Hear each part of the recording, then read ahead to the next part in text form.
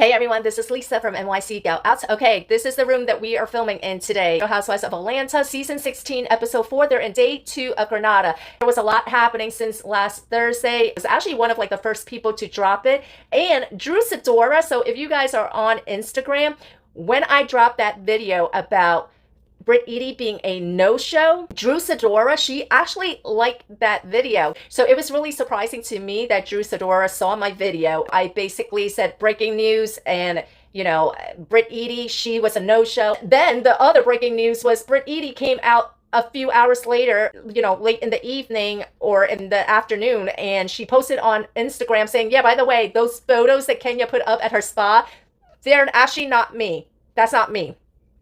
And then more breaking news comes out that on the day that she was a no-show on Thursday, she actually filed suit against NBC Universal, Bravo, and the production company for $20 million. Now, she filed that suit. You could basically sue for anything. I mean, in this country, you could sue for anything. Case in point, some woman sued McDonald's because the coffee was too hot. They legit make fun of us in Canada for that. But anyway, so you could sue for anything. You could sue for somebody looking at you funny or whatever. Are you going to be successful? Well, that's up for debate.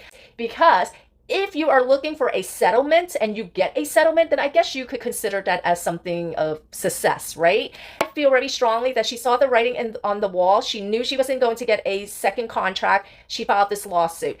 Brit Eady, though, nobody's heard of this girl. Kenya Moore was like, who is she? They basically plucked her off the streets. And they have been trying to cast Angela for a few seasons now. For whatever reason, she was never interested before. So being that they were trying to pursue her previously, is a little bit of an incentive. I don't think Brit Eady is going to be successful with this lawsuit. She's not getting 20 million. She's not even getting 1 million. It might be enough to cover that country club that her husband has a outstanding balance on, allegedly. I don't know.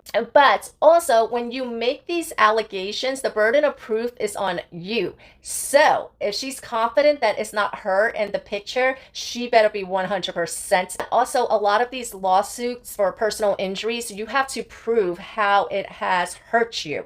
So the burden of proof is on her because she's the one that is bringing the suit against someone else. She needs to prove how this has hurt her businesses, or how it hurt her livelihood, or how it has hurt her reputation as an insurance agent. Now, there's been a lot of rumors out there that she legit isn't even licensed. So that will be interesting. You know the old saying, go big or go home? I think she's going big because she's shooting her shots, but legit girl, she's going to end up going home because again, the burden of proof is on her, and she's going to need to prove how all of this was injurious to her. But again, the streets of Atlanta have stated or speculated, alleged that she doesn't even have an insurance agent license. That when she was working at Allstate, she was actually working under an agent of Allstate. But I mean, from everything that's out there, she legit is broke. Not broke, but she's not living that lifestyle that she's fronting. With the Bentley and the designer bags and whatever, that's a front as far as everyone in Atlanta is concerned. You don't have enough money to feed your guests. You don't have enough money with your pre-launch of your business to give a complimentary gift, to give a swag bag or swag gifts to your guests.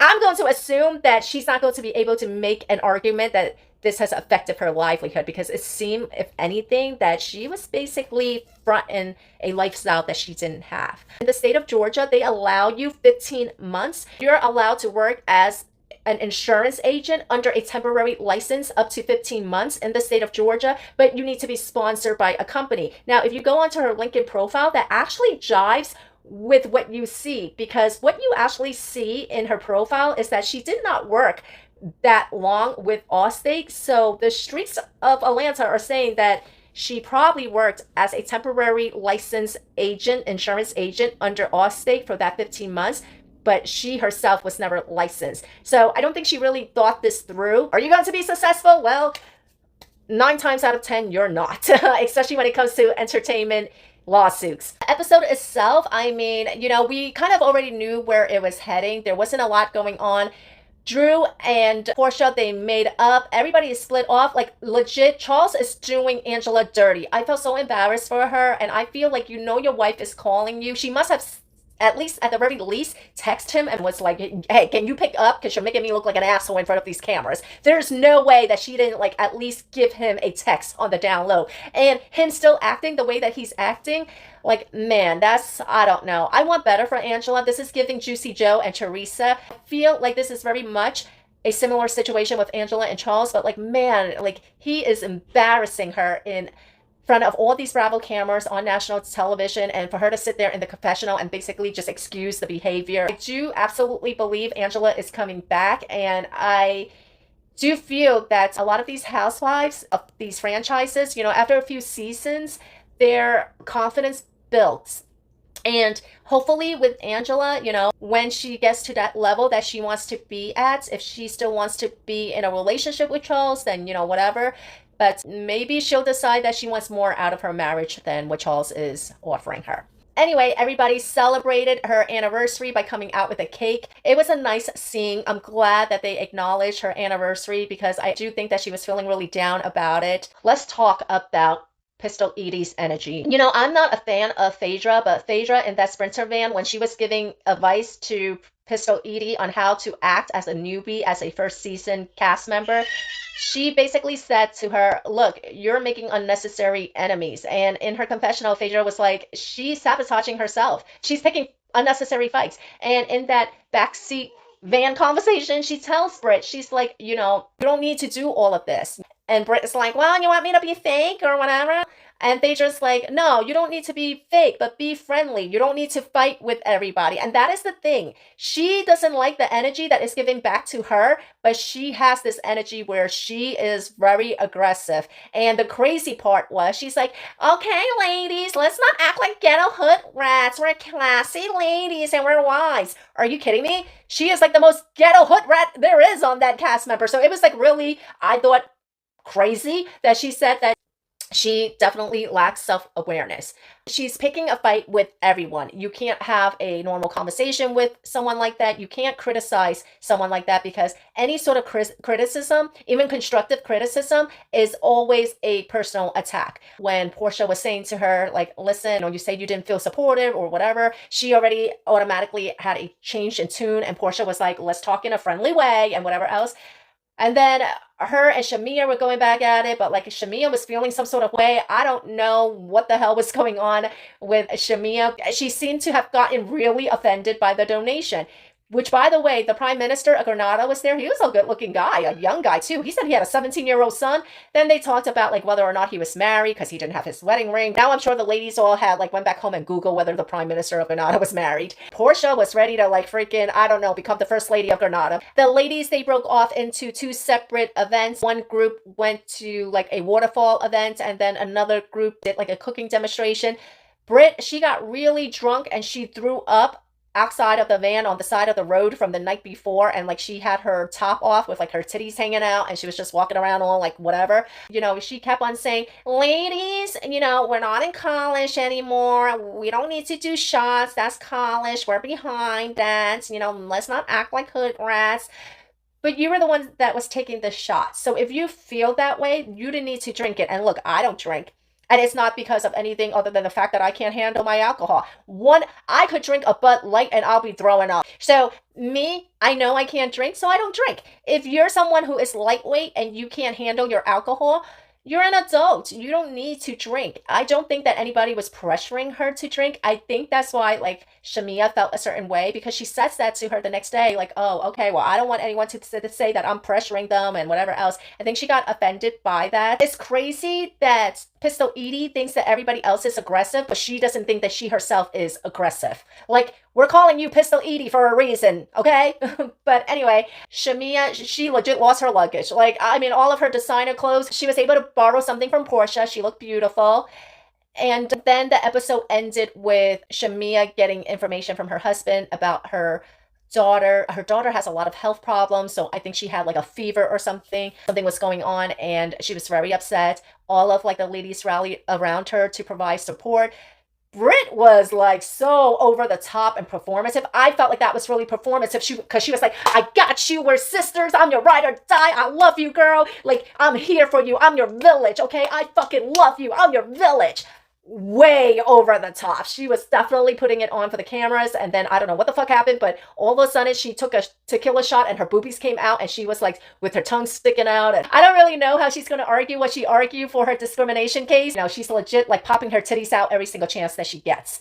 By the way, I don't know what Portia was wearing, but the cameraman was like zooming in on her butt cheeks like all episode because she had like some fishnet outfit on where you basically saw her ass, and the cameraman was loving her ass because it was just like multiple shots of her ass. But I will say though, black don't crack because those ladies are gorgeous. I know they've had boob jobs and butt lifts and Brazilian butt cheeks implants and whatever, but they still look good because you know what? There's a lot of other people who also get similar surgeries and they don't look as good. You know, they could get the facelift and the breast implants and the Brazilian butt lifts, but they don't necessarily look as good as the ladies on Atlanta who have had those surgeries done. But some of them, you see, they're messing around with their freaking face because the nose. Thinner is not always better. With Angela, her nose is too narrow. She got it taken down too narrow and it doesn't look nice.